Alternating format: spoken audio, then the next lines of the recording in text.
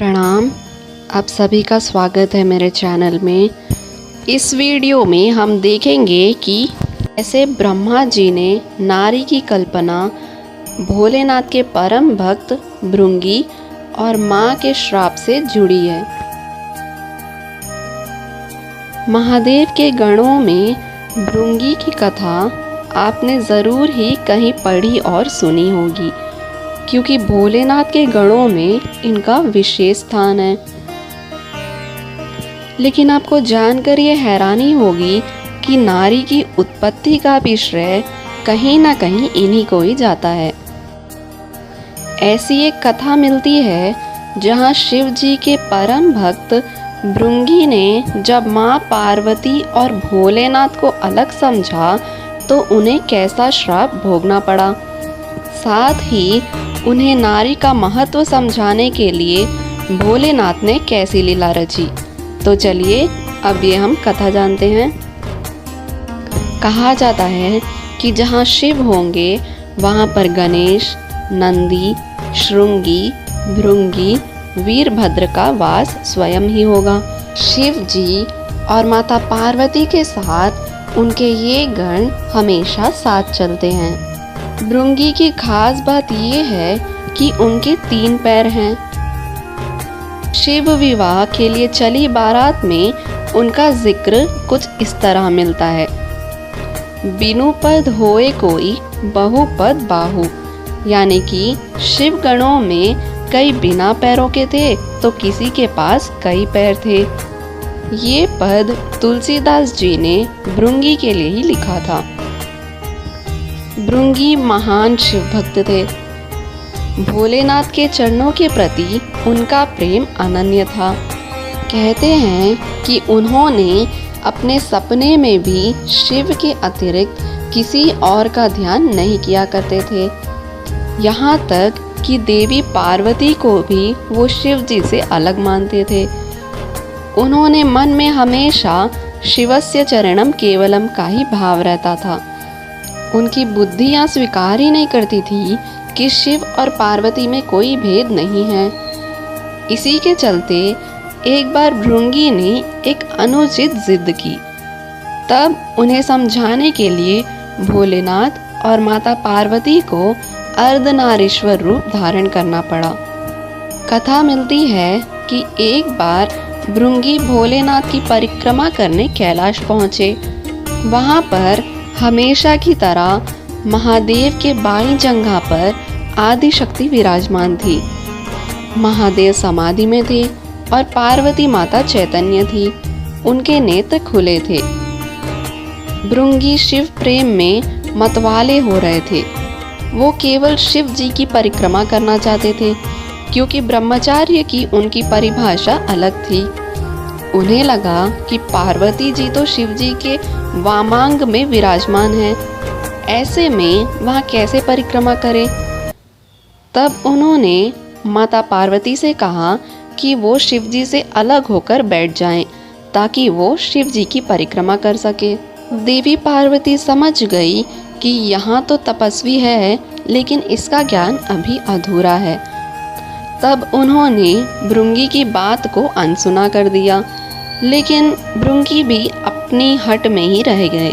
बार बार माँ से हटने के लिए कहने लगे। तब माता पार्वती ने इस बात पर अपनी आपत्ति जताई और कहा कि अब अनुचित बातें बंद की जाएं।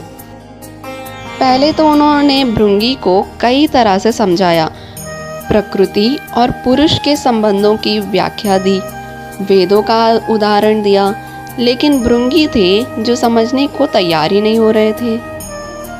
जब माता ने बात को अनसुना कर दिया, तब भृंगी ने सर्प का रूप धारण किया और शिव जी की परिक्रमा करने लगे। सर्प का रूप धारण करके वो देवी पार्वती और महादेव के बीच से निकलने का यत्न करने लगे। उनकी इस घृष्टता का परिणाम हुआ कि शिव जी की समाधि भंग हो गई। महादेव समझ गए कि भृंगी माता पार्वती को उनके वाम अंग पर देखकर विचलित हैं। वो दोनों में भेद कर रहे हैं। इसे एक सांकेतिक रूप समझ के शिवजी ने तत्काल ही अर्धनारीश्वर स्वरूप धारण कर लिया। कथा के अनुसार शिवजी दाहिने भाग से पुरुष रूप में आए और बाएं रूप में स्त्री रूप में दिखने लगे। अब तो भृंगी की योजना पर पानी फिरने लगा।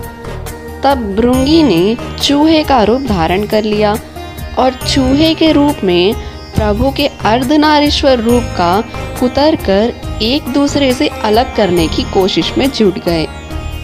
तब माता पार्वती ने उन्हें श्राप दिया कि हे भृंगी, तू सृष्टि के आदि नियमों का उल्लंघन कर रहा है।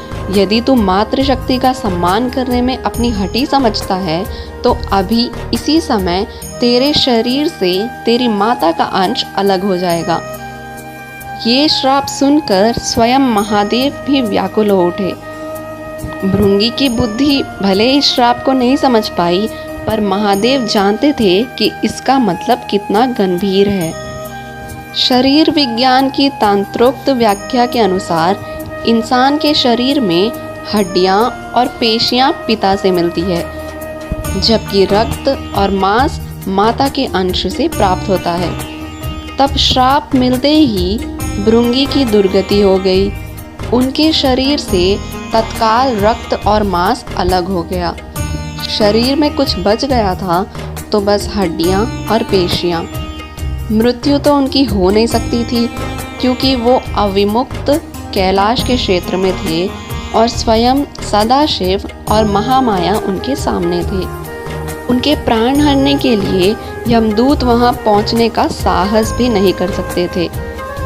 असहाय पीड़ा से भृंगी बेचैन होने लगे, क्योंकि ये श्राप भी आदि शक्ति का दिया हुआ था और उन्होंने ये श्राप भृंगी की भेद बुद्धि को सही रास्ते पर लाने के लिए दिया था।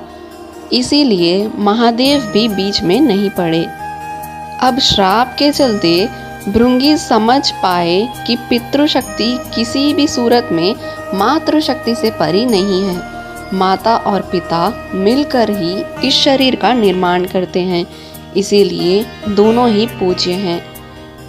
इसके बाद भृंगी ने असहाय पीड़ा से तड़पते हुए माँ की पूजा की, और माँ भी तो माँ ही होती है।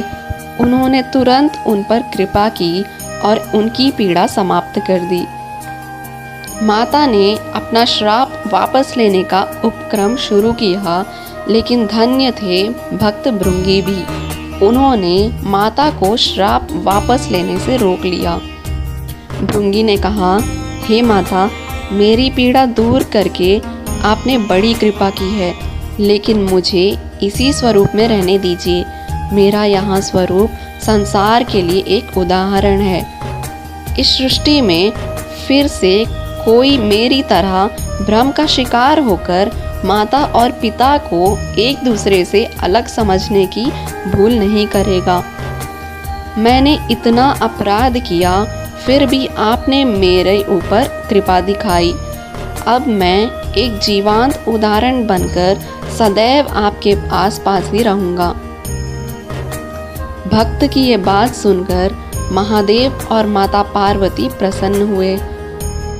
अर्धनारीश्वर स्वरूप धारण किए हुए माता पार्वती और शिवजी ने तुरंत भृंगी को अपने गणों में प्रमुख स्थान दे दिया।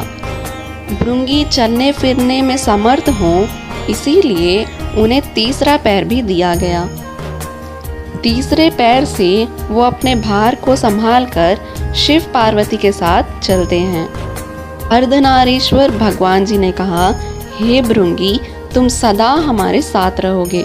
तुम्हारी उपस्थिति इस जगत को संदेश देगी कि हर जीव में जितना अंश पुरुष का है, उतना ही अंश नारी का भी होता है। और एक कथा मिलती है कि संसार को मैथुनी सृष्टि की व्यवस्था शिव जी ने दी है। इसके लिए उन्होंने सबसे पहले ब्रह्मा को अपना अर्धनारीश्वर स्वरूप दिखाया। उसे देखकर ही ब्रह्मा ने नारी की कल्पना की। नारी और पुरुष के सहयोग से सृष्टि रचना की व्यवस्था दी, अर्थात नर नारी मिलकर सूक्ष्म ब्रह्मा की तरह सृष्टिकर्ता हो जाते हैं। लेकिन शिव ने पार्वती के साथ विवाह व्यवस्था दी और सबसे पहले विवाह शिव जी और माता पार्वती की हुई थी। तो किस तरह हुई थी नारी की उत्पत्ति। आशा करती हूँ कि आप सबको वीडियो पसंद आई होगी और ऐसी और वीडियोस को देखने के लिए चैनल को लाइक, शेयर और सब्सक्राइब ज़रूर करें। आप सभी का दिन शुभ हो।